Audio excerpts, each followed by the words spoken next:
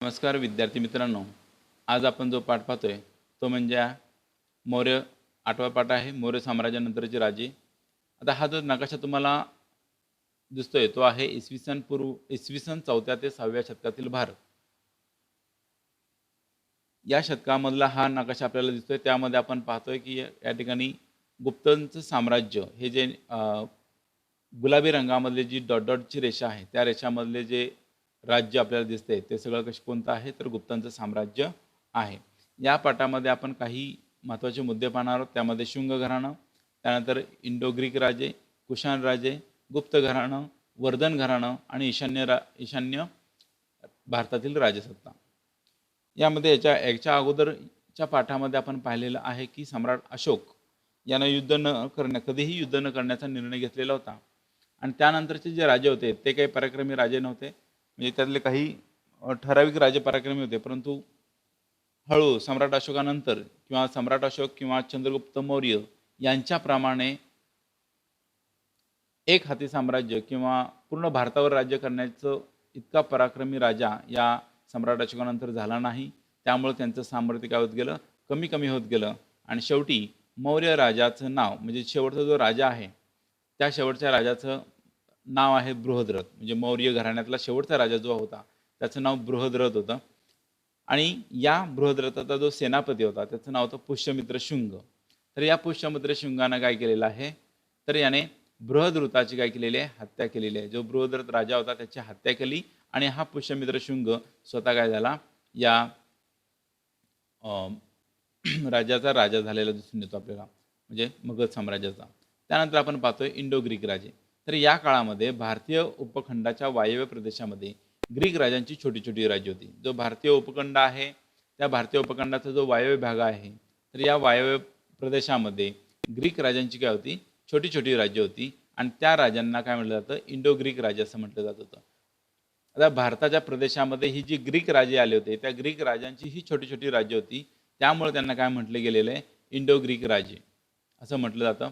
तर प्राचीन भारतीय नाण्यांच्या इतिहासामध्ये या राजांची नाणी ही अत्यंत महत्त्वपूर्ण होती. या राजांची म्हणजेच कुठल्या तर इंडो ग्रीक राजे. इंडो ग्रीक राजे जे होते त्यांची नाणी जी होती ती अत्यंत महत्त्वाची आहेत. आणि ती भारतीय नाण्यांच्या इतिहासामध्ये इंडो ग्रीक राजे होऊन गेले. त्या इंडो ग्रीक राजांची नाणी ही काय होती, अत्यंत महत्त्वाची होती. आता या नाण्यांमध्ये काय होतं असं तर एका बाजूवर नाण्याची एक बाजू जी आहे त्या एका नाण्यावर राजाचं चित्र होतं आणि दुसऱ्या बाजूला देवतेचं चित्र होतं. म्हणजे जो राजा राज्य करत होता त्या राजाचं चित्र एका बाजूला आणि त्यांच्या देवतेचं जे चित्र होतं ते दुसऱ्या बाजूला. अशा पद्धतीची नाणी बनवण्याची ही ग्रीक राजांची परंपरा होती. ती पुढे काय झाली, ती भारतामध्ये तशीच रुजली. भारतामध्ये काय झाली, रुजली म्हणजे भारतामध्ये ती पद्धत काय झाली, सुरू झाली किंवा रूढ झाली तशीच. मग इंडो ग्रीक राजांमध्ये मिनॅंडर हा एक राजा प्रसिद्ध होता. इंडो ग्रीक म्हणजे ग्रीक राजांमधला जो म्हणजे आपण इंडो ग्रीक म्हणतोय तर त्या इंडो ग्रीक राजांमध्ये एक राजा होता त्याचं नाव काय होतं, मिनॅंडर होतं. आणि हा मिनॅंडर राजा काय होता, प्रसिद्ध होता. आणि त्याने नागसेन या बौद्ध भिक्खू बरोबर काय केलेलं आहे तर बौद्ध तत्वज्ञानाची चर्चा केलेली आहे. म्हणजे एक बौद्ध भिक्खू आहे नागसेन नावाचा की त्याच्याबरोबर काय केलेलं आहे तर बौद्ध तत्वज्ञानाची चर्चा या मिनॅंडरने केलेली आहे. मिनॅंडर म्हणजेच त्याला मिलिंद असंही म्हटलं जातं. मिनॅंडर यालाच काय म्हटलं जातं, मिलिंद असंही म्हटलं जातं. आणि या मिलिंदाने काय केलेलं आहे तर मिलिंदाने भिक्खू नागसेन यांना काही प्रश्न विचारलेले आणि प्रश्नांची उत्तरं नागसेन या बौद्ध भिक्खूने दिलेली आहेत. आणि या दोघांचे जो प्रश्न उत्तर आहेत तर या प्रश्न उत्तरातून त्यांनी काय केलेलं आहे, एका ग्रंथाची निर्मिती झालेली आहे. त्याला मिलिंदपण असं म्हटलं जातं. मिलिंदपण हा या पाली भाषेमधला हा शब्द आहे. त्याला प्रश्न असं त्याचा अर्थ काय होतो, प्रश्न असा त्याचा अर्थ होतो. म्हणून त्याला आपण मिलिंदाचे प्रश्न असं म्हणतो. म्हणजे जो ग्रंथ निर्माण झाला तो काय झाला, मिलिंदाचे प्रश्न असा हा ग्रंथ निर्माण झालेला आपल्याला दिसून येतो. आता या ठिकाणी मिनॅंडर जो आहे म्हणजेच मिलिंद राजा, तर याचं चांदीचं नाणं जे आहे ते आपल्याला समोर दिसतंय.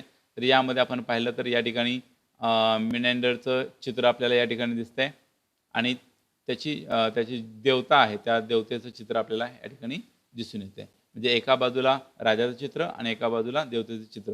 तर अशा प्रकारचं हे त्यांचं नाणं आहे. ठीक आहे. त्यानंतर आपण पाहतोय ते म्हणजे कुशाण राजे. भारतामध्ये निरनिराळ्या लोकांच्या टोळ्या ह्या बाहेरून सतत येत होत्या. म्हणजे भारत असा देश आहे की जिथं अनेक बाहेरून लोक काय झालेले आहेत, आलेले आहेत. आणि त्यामध्ये मध्य आशियाचा जो भाग आहे, त्या मध्य आशियामधून आलेले जे टोळी आलेली होती, ती कुशाण या नावानं ओळखली जात होती. मध्य आशियामधून आलेली एक टोळी आहे, ती कुशाण या नावाने काय होती, ओळखत होती. आणि इसवी सनाच्या पहिल्या शतकामध्ये, इसवी सनाच्या पहिलं शतक जे आहे, ते पहिल्या शतकामध्ये त्यांनी काय केलेलं आहे, वायव्येकडील प्रदेशामध्ये आणि काश्मीरमध्ये त्यांनी आपलं स्वतःचं राज्य काय केलेलं आहे, स्थापन केलेलं आहे. इसवी सनाचं पहिलं शतक. इसवी सनाचं पहिलं शतक आपण काय म्हणतो, 0 ते 100 हे जे आहे ते इसवी सनाचं पहिलं शतक आहे. 0 ते 100 हे इसवी सनाचं पहिलं शतक आहे. ठीक आहे. तर या पहिल्या शतकामध्ये काय केलेलं आहे, तर वायव्येकडील प्रदेशामध्ये काश्मीरमध्ये त्यांनी आपलं स्वतःचं राज्य काय केलेलं आहे, प्रस्थापित केलेलं आहे किंवा स्थापन केलेलं आहे. आता भारतामध्ये सोन्याची नाणी पाडण्याची सुरुवात ही कुशाण राजांनी केलेली दिसून येते. कुशाण राजांनी भारतामध्ये एक नवीन सुरुवात केलेली आहे. ती म्हणजे काय, तर कुशाण राजांनी त्या ठिकाणी सोन्याची नाणी पाडण्याची सुरुवात केलेली आहे. म्हणजे सोनं जे धातू आहे आणि त्या धातूपासून काय केलेले नाणी तयार करायची सुरुवात केलेली आहे. आणि या नाण्यांवर गौतम बुद्ध आणि विविध भारतीय देवता यांच्या प्रतिमा वापरण्याची काय झालेली आहे, प्रथा ही कुशाण राजाने सुरू केलेली. कुशाण राजांनी सोन्याच्या धातूपासून नाणी पाडायला सुरुवात केली. आणि या नाण्यांवर कोणाची चित्र आहेत, तर या नाण्यांवर त्यांनी गौतम बुद्ध आणि भारतातील विविध देवता यांची चित्र टाकण्याची प्रथा ही कुशाण राजाने सुरू केलेली आपल्याला दिसून येते. आणि कुशाण राजा कनिष्क, यामध्ये कुशाणांचा प्रसिद्ध राजा जो आहे तो कोण आहे, कनिष्क. कुशाणांचा राजा कनिष्क यानं काय केलेला दिसून येतो, आपला साम्राज्य विस्तार या ठिकाणी केलेला दिसून येतो. त्या ठिकाणी आपण आता काय करणार आहोत, सम्राट कनिष्क याची आपण माहिती पाहणार आहोत. सम्राट कनिष्काचं साम्राज्य हे कुठून कुठंपर्यंत होतं, तर कनिष्काचं साम्राज्य हे पश्चिमेला काबूलपासून पूर्वेला वाराणसीपर्यंत पसरलेलं होतं. कुठून होतं, कनिष्काचं साम्राज्य पश्चिमेला काबूलपासून पूर्वेला वाराणसीपर्यंत. आपण नकाशामध्ये आपल्याला जर पाहता आलं तर आपण पाहूया नकाशामध्ये कुठून कुठं आहे. तर या ठिकाणी काय सांगितलं आपल्याला, तर कुशाणांचं राज्य जे आहे ते काबूलपासून पूर्वेला वाराणसीपर्यंत.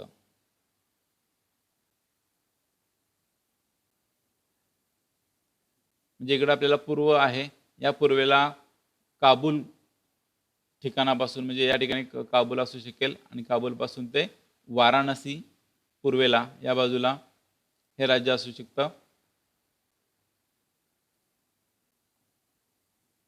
तर म्हणजे हे राज्य वाराणसीपर्यंत होतं कनिष्काचं राज्य. त्याचबरोबर कनिष्काची सोन्याची आणि तांब्याची नाणी सापडलीत. म्हणजे कनिष्काने जी सोन्याची आणि तांब्याची, म्हणजे सोने हा धातू होता, त्याचबरोबर तांब्याची सुद्धा नाणी या ठिकाणी सापडलेली आहेत. म्हणजे कनिष्काने 2 प्रकारची नाणी पाडलेली दिसून येतात. एक म्हणजे सोन्याची आणि दुसरी म्हणजे तांब्याची. कनिष्काच्या काळामध्ये बौद्ध धर्माची 4थी परिषद ही मध्ये भरवण्यात आली होती.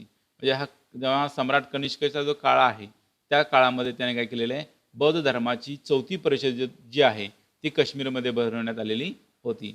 आणि याच कनिष्काने काय केलेलं आहे, तर काश्मीरमध्ये कनिष्कपूर हे शहर वसवलेलं होतं. काश्मीरमध्ये काय केलेलं आहे, कनिष्कपूर हे शहर त्याने वसवलेलं जवळ दिसून येतं.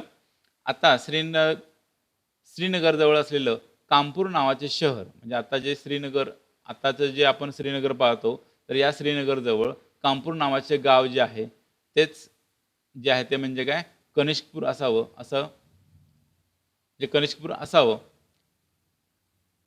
कनिष्काच्या काळामध्ये अश्वघोष हा कवी होऊन गेलेला दिसून येतो. पहा काय काय पाहतोय आपण, तर कनिष्काने काय केलेलं आहे, तर 2 प्रकारची नाणी पाडलेत, एक सोन्याचं नाणं, एक तांब्याचं नाणं. त्यानंतर कनिष्काच्या काळामध्ये काय घडलेलं आहे, तर कनिष्काने बौद्ध धर्माची 4थी परिषद काश्मीरमध्ये भरवलेली आहे. त्याचबरोबर कनिष्कानं काय केलेलं आहे, तर काश्मीरमध्ये कनिष्कपूर नावाचं एक शहर बसवलेलं आहे. आणि तेच शहर कुठं आहे आता, तर ते शहर आता कुठं आहे, तर श्रीनगर जवळ असलेलं कानपूर नावाचं गाव आहे, तेच कनिष्कपूर असावं असं मत आहे. त्यानंतर कनिष्काच्या काळामध्ये काय आहे, तर अश्वघोष हा या नावाचा कवी होऊन गेलेला आहे. प्रसिद्ध हा कवी आहे. तर त्याने बुद्धचरित आणि वज्रसूची हे ग्रंथ लिहिलेले आहेत. जो कवी आहे अश्वघोष, तर त्याने बुद्धचरित आणि वज्रसूची असे ग्रंथ सुद्धा लिहिलेले आहेत. त्याचबरोबर कनिष्काच्या दरबारामध्ये एक प्रसिद्ध वैद्य होऊन गेलेला आहे, तो म्हणजे चरक. हा जो आहे वैद्य म्हणजे डॉक्टर, जो आपल्या भाषेमध्ये आपण डॉक्टर त्याला म्हणू शकतो. तर वैद्य होऊन प्रसिद्ध वैद्य असा होऊन गेलेला आहे तो म्हणजे चरक. म्हणजे 2 प्रसिद्ध व्यक्ती या त्याच्या दरबारामध्ये होऊन गेलेल्या आहेत काळामध्ये. तर एक होता अश्वघोष आणि कनिष्काच्या दरबारात असलेला प्रसिद्ध वैद्य तो म्हणजे चरक. ठीक आहे. त्यानंतर हे जे आपल्याला खाली नाणं दिसतंय हे कनिष्काचं सोन्याचे नाणं आहे. आणि या सोन्याच्या नाण्यावर आपल्याला म्हणजे 2 बाजू आपल्याला दिसतात आहे. म्हणजे या ठिकाणी सम्राट कनिष्क हा स्वतः दिसतोय त्याचं नाणं, आणि दुसऱ्या बाजूला आपल्याला गौतम बुद्ध यांचं चित्र आपल्याला या ठिकाणी दिसतंय, म्हणजे त्यांची प्रतिमा दिसते. म्हणजे कनिष्काची प्रतिमा आणि गौतम बुद्धांची प्रतिमा अशा आपल्याला दोन्ही दिसतात आहे. हे कनिष्काचं सोन्याचं नाणं आहे. ठीक आहे. माहिती आहे का तुम्हाला यामध्ये आपण पाहूया. तर कनिष्काचं सोन्याचं नाणं हे नाणं सम्राट कनिष्काने पाडलेलं होतं. आणि या नाण्याच्या दर्शनी बाजूवर ग्रीक लिपीमध्ये लिहिलेला शाओ नानो शाओ कनिष्की कोशानो असा लेख आहे. शाओ नानो शाओ कनिष्की कोशानो असा लेख आहे. याचाच अर्थ असा की राजाधिराज कनिष्क कुशान असा त्याचा अर्थ आहे. आणि नाण्याच्या मागील बाजूस गौतम बुद्धांची प्रतिमा आहे आणि बाजूला ग्रीक लिपीमध्ये बौद्धो म्हणजेच बुद्ध असं लिहिलेलं आहे. म्हणजे ही माहिती आपल्याला या नाण्याच्या संदर्भामध्ये आहे. त्यानंतर आपण पाहतोय गुप्त राजघराणं. गुप्त राजघराणं तर इसवी सनाच्या 3ऱ्या शतकाच्या शेवटी उत्तर भारतात गुप्त राजघराण्याच्या सत्तेचा उदय झालेला दिसून येतो.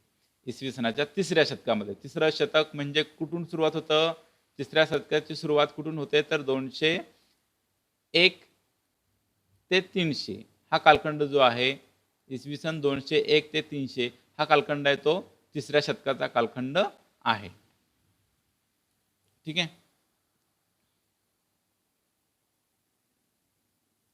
त्यानंतर साधारणपणे 3 शतके गुप्त घराणे हे काय होतं, सत्तेवर होतं. म्हणजे गुप्त घराणं हे किती वर्ष राज्यकारभार करत होतं, तर 3 शतके म्हणजे 300 वर्ष हे गुप्त घराणं हे सत्तेवर होतं. त्याचबरोबर गुप्त घराण्याचे जो संस्थापक आहे, म्हणजे गुप्त घराण्याचं राजसत्ता ज्याने स्थापन केली तो व्यक्ती म्हणजे श्रीगुप्त. म्हणजे ज्याने गुप्त घराण्याचा जो संस्थापक आहे त्याचं नाव काय आहे, श्रीगुप्त असं नाव आहे. त्यानंतर या घराण्यातील 2 उल्लेखनीय जे राजे आहेत त्यामध्ये एक आहे समुद्रगुप्त आणि दुसरा चंद्रगुप्त. एक कुठला आहे, समुद्रगुप्त आणि दुसरा चंद्रगुप्त. हे गुप्त घराण्यातले असे 2 राजे जे आहेत ते उल्लेखनीय आहेत. चंद्रगुप्त मौर्य हा वेगळा आहे आणि दुसरा चंद्रगुप्त हा वेगळा. 2 वेगवेगळ्या घराण्यातील 2 वेगवेगळे राजे आहेत. त्यामुळे यात गफलत करायची नाहीये.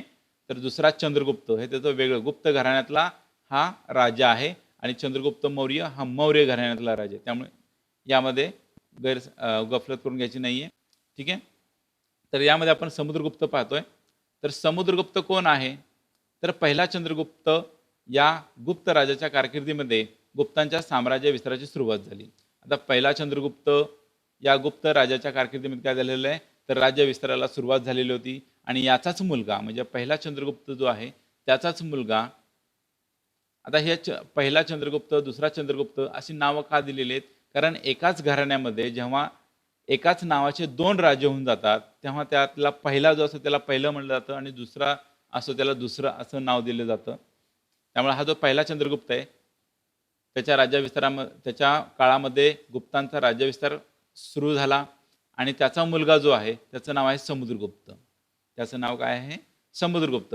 मग याने काय केलेलं आहे, तर आसपासच्या राजांचा पराभव करून आपल्या राज्याचा आणखीन विस्तार केलेला दिसून येतो किंवा आणखीन विस्तार हा वाढवलेला दिसून येतो. आणि याच्या कारकिर्दीमध्ये याची जी कारकीर्द आहे याच्या कारकिर्दीमध्ये गुप्त सत्ता ही आसामपासून पंजाबपर्यंत पसरलेली होती. ही जी समुद्रगुप्त आहे, या समुद्रगुप्ताच्या काळामध्ये जी राजसत्ता आहे ती आसामपासून पंजाबपर्यंत, म्हणजेच या ठिकाणी आसाम आहे म्हणजेच कामरूप ते पंजाब, इथं या ठिकाणी पंजाब आहे या ठिकाणी. तर इथंपर्यंत काय झालेलं आहे, त्याचं साम्राज्य वाढवलेलं आहे. म्हणजे आसामपासून ते इथंपर्यंत पंजाबपर्यंत हे राज्य ते काय केलेलं आहे, त्याने वाढवलेलं आहे. ठीक आहे. तर त्याचबरोबर तमिळनाडूमधील कांचीपर्यंतचा पूर्व किनारपट्टीचा प्रदेश सुद्धा त्यांनी काय केलेला आहे, जिंकलेला आहे. म्हणजे तमिळनाडूमधील कांची आपण नकाशाच्या आधारे पाहू शकता. तमिळनाडूमधील कांचीपर्यंतचा पूर्व किनारपट्टीचा जो प्रदेश आहे त्याने जिंकलेला तो आहे. त्याचबरोबर समुद्रगुप्ताने मिळवलेल्या विजयांमुळं त्याच्या सत्तेचा काय झाला होता, दबदबा हा सर्वत्र झालेला होता. आणि त्यामुळं वायव्येकडील राजे तसेच श्रीलंकेतील राजे यांनीही त्याच्याशी मैत्रीचे करार केले दिसतात. पहा, या समुद्रगुप्ताचा दबदबा इतका होता की जे वायव्येकडील राजे होते त्यांनी सुद्धा त्याच्याबरोबर मैत्रीचे करार केले होते. तसेच श्रीलंकेमधले सुद्धा जे काही राजे होऊन गेले त्यांनी सुद्धा त्याच्याशी मैत्रीचे करार केलेले आपल्याला दिसून येतात. तर समुद्रगुप्ताचा पराक्रम आणि त्याने मिळवलेले विजय यांचं जे वर्णन आहे ते कुठं दिलेलं आहे, तर त्यांचं वर्णन हे प्रयाग प्रशस्ती या लेखामध्ये दिलेले आहेत. म्हणजे प्रयागचा जो स्तंभलेख आहे त्या स्तंभलेखामध्ये याचं वर्णन सविस्तर दिलेलं आहे. आणि हा लेख जो आहे तो प्रयाग प्रशस्ती या नावाने ओळखला जातो किंवा त्याला अलाहाबाद प्रशस्ती असंही म्हटलं जातं. म्हणजे त्याला दोन नावं दिली गेलेली आहेत. जी समुद्रगुप्ताचा पराक्रम आहे आणि त्याने मिळवलेले विजय आहेत याचं वर्णन कशामध्ये दिलेलं आहे, तर प्रयाग हे ठिकाण आहे त्या प्रयागच्या स्तंभलेखामध्ये हे सविस्तर दिलेलं आहे. त्यानंतर हा लेख जो आहे तो प्रयाग प्रशस्ती म्हणून ओळखला जातो आणि यालाच दुसरं नाव आहे ते म्हणजे अलाहाबाद प्रशस्ती असंही म्हटलं जातं. आणि समुद्रगुप्त हा जो होता तो वीणा वादनामध्ये प्रवीण होता. वीणा वादन जे आहे त्यामध्ये तो प्रवीण होता. त्याचबरोबर समुद्रगुप्ताने विविध प्रकारच्या प्रतिमा असलेली नाणी काढलेली आहेत. त्याने सुद्धा नाणी काढलेली आहेत विविध प्रतिमा असलेली. त्यातील एका प्रकारामध्ये तो स्वतः काय करत आहे, तर वीणा वाजवताना आपल्याला दिसत आहे. तो स्वतः काय करत आहे, वीणा वाजवताना आपल्याला त्या ठिकाणी तो दिसत आहे. आता हे समुद्रगुप्ताची नाणी आहेत. समोर तुम्हाला दोन दिसत आहेत, सोन्याची नाणी आहेत. दोन्ही बाजू आपल्याला त्या ठिकाणी दिसत आहे. तर त्यातील एक नाणी काढलेली आहे, दोन प्रकारची नाणी किंवा विविध प्रकारच्या प्रतिमा असलेली नाणी काढलेली. त्यातील एका प्रकारात तो काय करतोय, स्वतः वीणा वाजवताना काय दिसत आहे आणि त्यावर समुद्रगुप्त असं नाव लिहिलेलं आहे. त्यानंतर आपण पाहतोय तो म्हणजे दुसरा चंद्रगुप्त. ठीक आहे. दुसरा चंद्रगुप्त आता कोण आहे, तर दुसरा चंद्रगुप्त म्हणजेच कोणाचा, समुद्रगुप्ताचा मुलगा. समुद्रगुप्ताचा मुलगा. ठीक आहे. आपण इथं थोडंसं पाहूया की आपण पहिल्यांदा काय पाहिलं, श्रीगुप्त हा जो आहे ज्याने संस्था स्थापन केली, राज्य स्थापन केलं आणि गुप्त घराण्याचं सत्तेवर आणलं, तो म्हणजे श्रीगुप्त. त्यानंतर जो राजा आला त्याचं नाव होतं चंद्रगुप्त.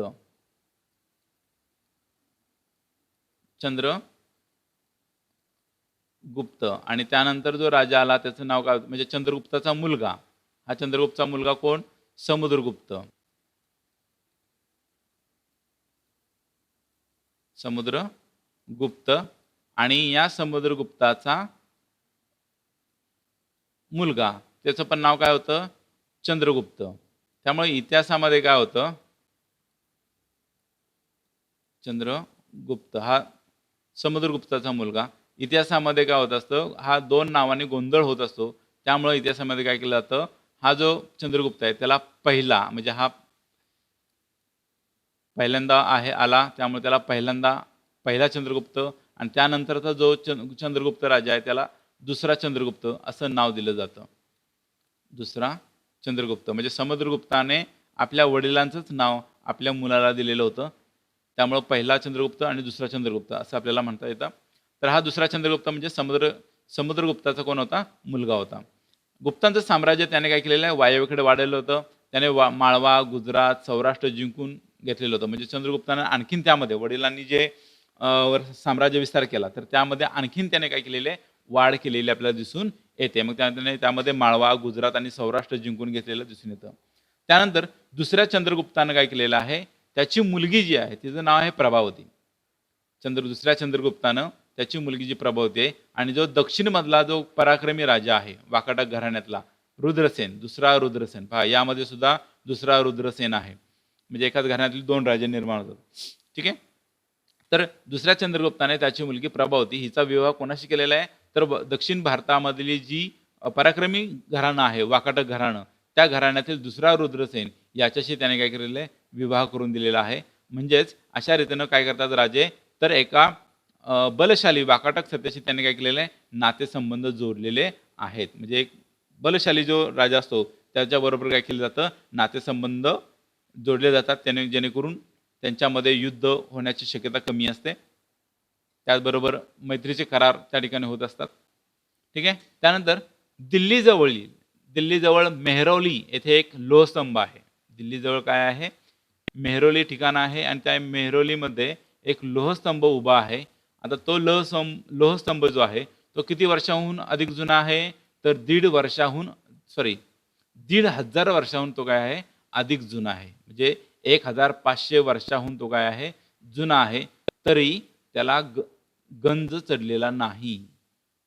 पहा, एक लोहस्तंभ आहे दिल्लीजवळ मेहरौली या ठिकाणी, सुमारे त्याला 1,500 वर्षाहूनही अधिक वर्ष झालेली आहेत, तरी सुद्धा त्याला अजून गंज चढलेला नाही. आज आपण आधुनिकतेकडे आहोत, आधुनिक आपण स्वतःला म्हणतो, आणि आज जर आपण अशा प्रकारचं कुठला जर एका स्तंभ केला किंवा लोखंड निर्माण केलं तर त्याला सुद्धा एका वर्षाच्या आतमध्ये त्याला गंज लागायला सुरुवात होते. परंतु या ठिकाणी प्राचीन काळामध्ये पहा, जो लोहस्तंभ आहे म्हणजे तो साधारणपणे 1,500 वर्षाहूनही अधिक जुना आहे, तर त्याला अजून सुद्धा काय चढलेलं नाही आहे, गंज चढलेला नाही किंवा गंजलेला नाही. मग यावरून आपल्याला भारतीय तंत्रज्ञान जे आहे त्या भारतीय तंत्रज्ञानाने त्या काळामध्ये केलेली जी प्रगती आहे त्या प्रगतीचं हे एक प्रतीक आपल्याला दिसून येतं. काय आहे, तर प्राचीन भारतीयांच्या तंत्रज्ञानात केलेल्या प्रगतीचं काय आहे, हे प्रतीक आहे. कुठलं प्रतीक आहे, तर हा लोहस्तंभ हे प्रतीक आहे.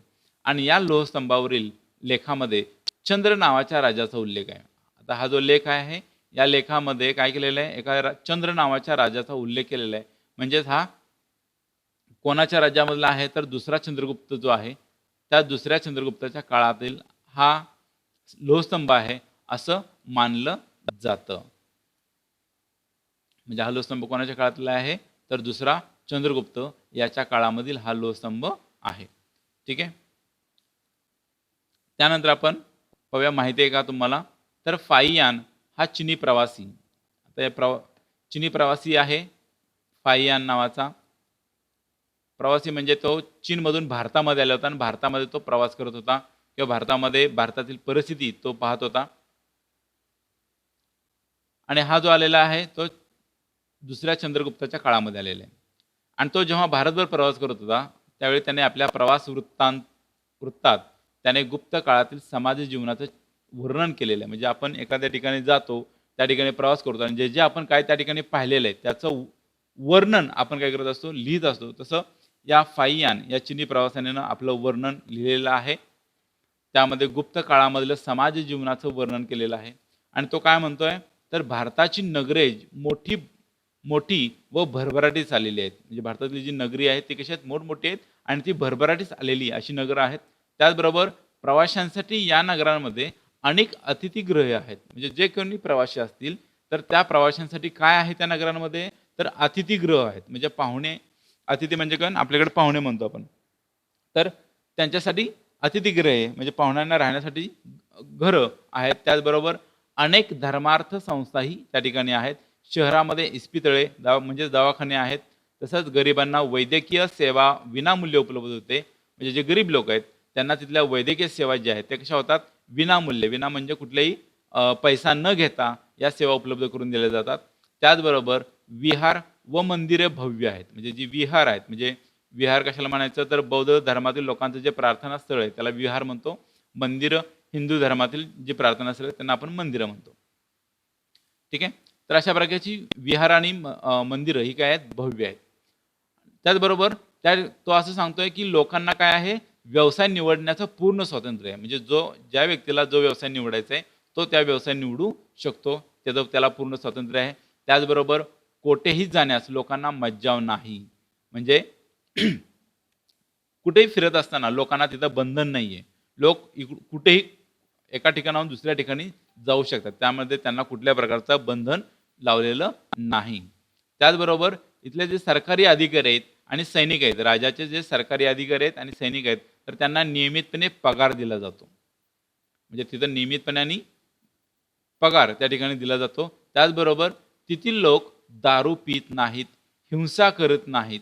म्हणजे हे पहा, एका बाहेरच्या व्यक्तीनं म्हणजे चीनी प्रवाशानं हे लिहिलेलं वर्णन आहे आणि त्याने आपल्या भारताबद्दलची खूप चांगली माहिती या ठिकाणी त्याच्या ग्रंथामध्ये दिलेली आहे.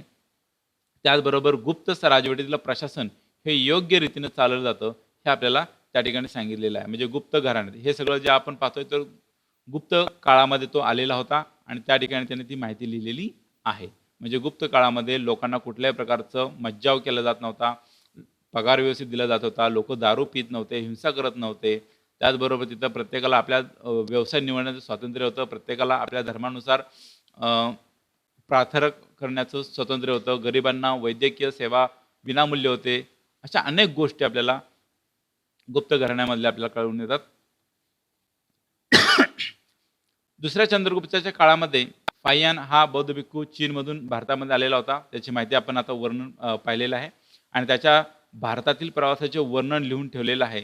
त्यामध्ये गुप्त साम्राज्यातील काय झालेलं आहे, उत्कृष्ट राज्यव्यवस्थेची माहिती आपल्याला त्यातून मिळते, जी आता आपण वरून पाहिलेली आहे. ठीक आहे. यानंतर आपण जे पाहतोय घराणं ते म्हणजे वर्धन घराणं. तर गुप्त साम्राज्याचं सामर्थ्य, आता ज्या एखाद्या राज्याचा उदय होतो तसंच त्याचा अस्त सुद्धा होतो. तसं जसं सम्राट चंद्रगुप्त मौर्याच्या काळामध्ये उदय झाला, सम्राट अशोकाच्या काळात उदय झाला आणि नंतर सम्राट अशोकानंतर त्याचं राज्य हळूहळू कमी होत गेलं, तसं गुप्त घराण्यामध्ये सुद्धा तसंच झालं आणि त्यांची सुद्धा काय झाली, सत्ता नष्ट होत गेली. त्यानंतर आपण पाहतोय वर्धन घराणं. गुप्त साम्राज्याचं सामर्थ्य कमी होऊ लागल्यानंतर उत्तर भारतामध्ये काय झाली, अनेक राज्य उदयास आली. त्यापैकी एक होतं ते वर्धन घराणं. त्यापैकीच एक राजघराणं होतं ते वर्धन घराणं होतं आणि दिल्लीजवळ जे थानसेर हे ठिकाण आहे त्या ठिकाणी प्रभाकर वर्धन नावाचा राजा काय करत होता, राज्य करत होता. वर्धन घराण्यातला पहिला प्रमुख राजा जो म्हणजे कोण होता, तो म्हणजे प्रभाकर वर्धन या नावाचा राज्य करत होता आणि त्याने या वर्धन घराण्याची स्थापना केलेली होती. म्हणजे गुप्त घराणं जेव्हा लयास जायला लागलं त्यावेळी या प्रभाकर वर्धनने आपल्या घराण्याची स्थापना काय केली किंवा आपलं स्वतःचं एक स्वतंत्र राज्य त्याने निर्माण केलेलं आहे. आता या प्रभाकर वर्धन याला त्याचा मुलगा जो आहे त्याचं नाव आहे हर्षवर्धन. हर्षवर्धन हा काय आहे, या प्रभाकर वर्धनाचा मुलगा आहे आणि त्याला प्रभाकर वर्धनाला दोन मुलं होती, एक राज्यवर्धन, एक हर्षवर्धन आणि एक मुलगी होती, तिचं नाव राजश्री. असे प्रभाकर वर्धनला तीन मुलं होती, दोन मुलं एक मुलगी. एकाचं नाव तर राज्यवर्धन, दुसऱ्याचं हर्षवर्धन आणि मुलगी होती ती राजश्री. तर हर्षवर्धन हा या प्रभाकर वर्धनाचा मुलगा. हर्षवर्धनाने वर्धन साम्राज्याचा काय केलेला दिसून येतो, विस्तार केलेला दिसून येतो आणि या हर्षवर्धनाच्या कारकिर्दीमध्ये वर्धन साम्राज्याचा विस्तार जो आहे तो उत्तरेला नेपाळपासून दक्षिणेला कुठंपर्यंत झालेला आहे, नर्मदा नदी, तसंच पूर्वेला आसाम आणि पश्चिमेला गुजरातपर्यंत, म्हणजे जवळजवळ उत्तर भारत हा प्रदेश आपल्याला काय दिसतो त्याच्या ताब्यामध्ये आलेला दिसतो. त्याचबरोबर कामरूप म्हणजेच आसाम, जो आपण नकाशामध्ये सुरुवातीला पाहिलेला आहे पूर्व भागामध्ये कामरूप, तोच प्राचीन आसाम असं मानलं जातं. आता तेथील राजा जो होता त्याचं नाव होतं भास्कर वर्मन. याच्याशी त्याचे काय होते, मैत्री संबंध होते. म्हणजे कोणाचे, तर जो हर्षवर्धन आहे त्या हर्षवर्धनाचा मित्र जो आहे, जो त्याचं नाव आहे भास्कर वर्मन, राजा भास्कर वर्मन हा कुठं राज्य करत होता, तर कामरूप म्हणजे प्राचीन आसाम या ठिकाणी तो राज्य करत होता आणि या दोघांचं काय होते, मैत्रीचे संबंध होते. हर्षवर्धनाने आपला राजदूत जो आहे तो चीनी दरबारामध्ये पाठवलेला होता आणि हर्षवर्धनाने चीनच्या सम्राटाबरोबर आपले मैत्रीचे संबंध काय केले होते, प्रस्थापित केले होते. पहा, जो हर्षवर्धन आहे, सम्राट हर्षवर्धन याने चीनचा जो सम्राट आहे त्याच्याबरोबर काय केलेले, मैत्रीचे संबंध प्रस्थापित केलेले दिसून येते आणि त्याने त्याची राजधानी कनौज येथे प्रस्थापित केली होती. म्हणजे हर्षवर्धनानं काय केलेलं आहे, आपली जी राजधानी आहे ती कुठं प्रस्थापित केलेली आहे, तर कनौज या ठिकाणी ही राजधानी प्रस्थापित केलेली आहे. त्याचबरोबर त्याच्या कारकिर्दीमध्ये व्यापाराची खूप भरभराट झालेली आपल्याला दिसून येते, म्हणजे या हर्षवर्धनाच्या कारकिर्दीमध्ये. आणि राज्याच्या उत्पन्नाचा खूप मोठा हिस्सा जो आहे तो प्रजेच्या हितासाठी वापरत असे. म्हणजे हा जो हर्षवर्धन आहे, तो हर्षवर्धन काय करत होता, जो राज्याचं उत्पन्न जे होत होतं, त्या उत्पन्नाचा खूप मोठा हिस्सा काय करत होता, तो प्रजेच्या हितासाठी वापरत होता. त्याचबरोबर एवढंच नाही तर आणखी तो काय करत होता, तर दर 5 वर्षांनी जी आपली स्वतःची संपत्ती आहे, ती सर्व संपत्ती हा प्रजेला दान करत होता. पहा, असा राजा आपल्याला म्हणजे असे राजे काही ठिकाणी आपल्याला कमी दिसतात. तर हा काय करत होता, की उत्पन्नाचा जो मोठा हिस्सा आहे तो आपल्या प्रजेसाठीच वापरत होता. त्याचबरोबर दर 5 वर्षांनी तो काय करायचा, की आपली स्वतःची जी संपत्ती आहे, निर्माण झालेली संपत्ती आहे, ती सर्व संपत्ती तो प्रजेला दान करत होता. यामध्ये हर्षवर्धनाच्या दरबारामध्ये एक राजकवी होता, त्याचं नाव होतं बाणभट्ट. काय नाव? बाणभट्ट हे नाव आहे. आणि या बाणभट्टाने काय केलेलं आहे, एक ग्रंथ लिहिलेला आहे. हर्षवर्धनाच्या सम्राट हर्षवर्धनाच्या जीवनावरील एक ग्रंथ लिहिलेला आहे. त्याचं नाव आहे हर्षचरित. काय नाव आहे? हर्षचरित. आणि या हर्षचरित या ग्रंथाच्या आधारे आपल्याला काय मिळते, तर हर्षवर्धनाच्या कारकिर्दीची माहिती आपल्याला मिळत असते बा. म्हणजे हर्षवर्धनाच्या कारकिर्दीची माहिती आपल्याला कशातून मिळते, तर राजकवी जो बाणभट्ट आहे त्याने लिहिलेला जो ग्रंथ आहे हर्षचरित नावाचा, तर त्या हर्षचरित या ग्रंथामधून आपल्याला हर्षवर्धनाच्या कारकिर्दीतील माहिती आपल्याला मिळत असते. आता हर्षवर्धन जो आहे, त्या हर्षवर्धनाने बौद्ध धर्माचा स्वीकार केलेला दिसतो. काय केलेलं आहे, तर त्याने बौद्ध धर्माचा स्वीकार केलेला आहे. त्याचबरोबर त्याने इतर धर्मांना सुद्धा काय केलेलं आहे, उदार आश्रय दिलेला आहे. म्हणजेच काय, तर आपण ज्या धर्मामध्ये आहोत त्या म्हणजे धर्म स्वीकारलेला आहे, त्या धर्माचा उदो न करता त्याने काय केलेलं आहे, इतर धर्मांचा सुद्धा त्याने आदर केलेला आहे, आदर ठेवलेला आहे. म्हणजेच त्याला आपण काय म्हणतो, उदार आश्रय त्याने इतर धर्मांना सुद्धा काय केलेला आहे, दिलेला आहे. त्याचबरोबर हर्षवर्धनाने रत्नावली, नागानंद आणि प्रियदर्शिका अशी 3 संस्कृतमध्ये नाटक लिहिलेली. म्हणजे हर्षवर्धन आपल्याला एक नाटककार असलेला दिसून येतो. त्याने 3 नाटकं लिहिलेली आहेत संस्कृत भाषेमध्ये. त्यामध्ये एक रत्नावली आहे, दुसरा नागानंद आहे आणि तिसरं प्रियदर्शिका. अशी 3 संस्कृतमध्ये नाटकं त्याने लिहिलेली आहेत. आणि या हर्षवर्धनाच्या काळामध्येच एक चीनहून एक दुसरा प्रवासी आलेला आहे, त्याचं नाव आहे युआन शॉंग. त्याचं नाव काय आहे? युआन शॉंग असं त्या चिनी प्रवाशाचं नाव आहे. आणि हा जो आहे तो बौद्ध भिक्खू आहे, की जो चीनहून भारतामध्ये आलेला होता. युआन शॉंग हा एक बौद्ध भिक्खू आहे, की जो कुठून आलेला आहे, चीनवरून भारतामध्ये आलेला आहे. आणि तो सम्राट हर्षवर्धनाच्या काळामध्ये तो भारतामध्ये आलेला आहे. आणि तो भारतामध्ये आल्यानंतर तो काय झालं, त्याने काय केलं, भारतभर त्याने फिरला, भारतभर प्रवास केला. त्यानंतर त्याने नालंदा विद्यापीठामध्ये तो 2 वर्ष राहिला. नालंदा विद्यापीठ त्या ठिकाणी त्याने काय केलेलं आहे, त्याने चीनमध्ये गेल्यावर 2 बौद्ध ग्रंथाचं काय केलेलं आहे, चिनी भाषेत रूपांतर केलेलं आहे.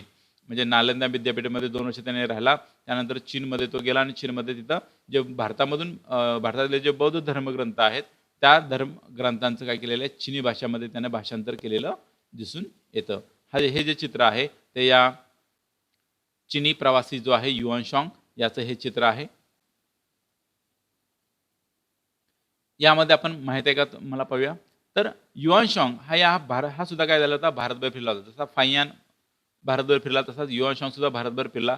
त्याने आणि त्यातल्या त्यात त्याने काय केलेलं आहे, महाराष्ट्रातील लोकांविषयी मोठे गौरव उद्गार काढलेले आहेत पहा. म्हणजे महाराष्ट्राविषयी तो काय म्हणतोय पहा, तर महाराष्ट्राचे लोक मानी आहेत, कोणी उपकार केले तर ते नेहमी स्मरतात. म्हणजे आपल्यावर जर कोणी जर उपकार केले तर ते आयुष्यभर त्या उपकारांची जाणीव ठेवत असतात. पण जर कोणी त्यांचा अपमान केला तर ते गय करत नाहीत. पण जर कोणी मात्र त्यांचा अपमान केला तर त्याला ते सोडत नाहीत. हे महाराष्ट्रातील लोकांविषयी त्याने उद्गार काढलेले आहेत. त्याचबरोबर एखादा संकटात सापडलेला असेल किंवा एखादा व्यक्ती माणूस संकटात सापडलेला असेल तर त्या माणसांना आपल्या प्राणाचीही पर्वा न करता ते मदत करतात आणि शरण आलेल्यास तेच अपाय करत नाहीत. म्हणजे हे महाराष्ट्रासाठी गौरवपूर्ण गोष्ट आहे, की एक चिनी भिक्खू येतो आणि त्या ठिकाणी महाराष्ट्रातील लोकांविषयी आपल्याला चांगला उद्गार काढून गेलेला आपल्याला दिसून येतो. ठीक आहे. त्यानंतर आपण पाहतोय ईशान्य भारतातील राजसत्ता. जो युआनशॉंग ज्या नालंदा विद्यापीठामध्ये 2 वर्ष राहिलेला आहे, ते हे नालंदा विद्यापीठ आहे. त्याचं चित्र नालंदा विद्यापीठाचा अजून अवशेष आपल्याला पाहायला मिळतात आहे. त्यानंतर ईशान्य भारतातील राजसत्ता. ईशान्य भारतातील मणिपूर प्रदेशामधील उलुपी, म्हणजे ईशान्य भारतामधले जे मणिपूर प्रदेश आहे उलुपी, या राजकन्याचा अर्जुनाबरोबर विवाह झाल्याची कथा महाभारतात आहे. म्हणजे महाभारताचा आपल्याला काय आहे याचा संदर्भ आहे, तर महाभारतामधला जो अर्जुन आहे त्या अर्जुनाने या मणिपूर प्रदेशामध्ये उलुपी राजकन्या जी आहे त्या राजकन्याबरोबर विवाह केल्याचा आपल्याला ही महाभारतामधली कथा आहे. कामरूप हे राज्य इसवी सनाच्या 4थ्या शतकामध्ये उदयास आलं. त्यामध्ये पुष्यवर्मन हा कामरूप राज्याचा संस्थापक होता आणि समुद्रगुप्ताच्या अलाहाबाद येथील एक स्तंभलेखामध्ये त्याचा उल्लेख आहे. समुद्रगुप्ताने जो अलाहाबाद या ठिकाणी स्तंभलेख तयार केलेला आहे त्याच्यामध्ये या कामरूप राज्याचा काय आहे उल्लेख आपल्याला दिसून येतो. आणि कामरूप राजांचे अनेक कोरीव लेख आपल्याकडे उपलब्ध आहेत. म्हणजे कामरूप राजांचे अनेक कोरीव लेख उपलब्ध आहेत. महाभारत आणि रामायण या महाकाव्यांमध्ये कामरूपचा उल्लेख प्रागज्योतिष या नावाने केलेला आहे. म्हणजे जे कामरूप आहे असं म्हणजेच आसाम याचा उल्लेख महाभारत आणि रामायण ही जी महाकाव्य आहेत या काव्यांमध्ये प्रागज्योतिष या नावाने काय केलेलं आहे उल्लेख केलेला आहे. आणि या राजाची जी राजधानी आहे ती प्रागज्योतिषपूर ही त्या राज्याची काय आहे राजधानी आहे. आणि प्रागज्योतिषपूर म्हणजेच आजचे काय आहे आसाम आहे, किंवा सॉरी आजचे जे आसाम राज्य आहे त्या आसाम राज्यातील गुवाहाटी शहर म्हणजेच कुठलं आहे प्रागज्योतिषपूर. आसामलाच काय म्हटलेलं आहे एक कामरूप नाव आहे आणि हे महाभारतामधलं त्याला प्रागज्योतिष असं एक नाव आहे. आणि या प्रागज्योतिषची राजधानी होती ती प्रागज्योतिषपूर अशी त्याची राजधानी होती. प्रागज्योतिषपूर म्हणजेच आसाम राज्यातलं आता कुठलं आहे गुवाहाटी शहर. ठीक आहे. Periplus of the Erythraean Sea. Periplus of the Erythraean Sea या पुस्तकामध्ये त्याचा उल्लेख किरादिया म्हणजे किरात लोकांचा प्रदेश असा केलेला आहे. म्हणजे जे आता पहा कामरूप म्हणजे आसाम याचा अनेक ठिकाणी वेगवेगळा उल्लेख आपल्याला दिसून येतो. जो आपण आता पुस्तक पाहिलं की पेरिप्लस एरिथ्रियन सी या ठिकाणी हे पुस्तक जे आहे त्या पुस्तकामध्ये किरादिया असा उल्लेख आहे म्हणजे किरात लोकांचा प्रदेश असा उल्लेख केलेला आहे. आणि कामरूप राज्याचा जो विस्तार आहे तो ब्रह्मपुत्रा नदीचं खोरं, त्याचबरोबर भूटान, बंगालचा काही भाग आणि बिहारचा काही भाग या प्रदेशांमध्ये आपल्याला याचा विस्तार झालेला दिसून येतो. कामरूप राज्याचा विस्तार कुठं कुठं आहे तर ब्रह्मपुत्रा नदीचं खोरं आहे, भूटान आहे, बंगालचा काही भाग आहे, बिहारचा काही भाग आहे की या प्रदेशांमध्ये या कामरूपचा विस्तार झालेला दिसून येतो.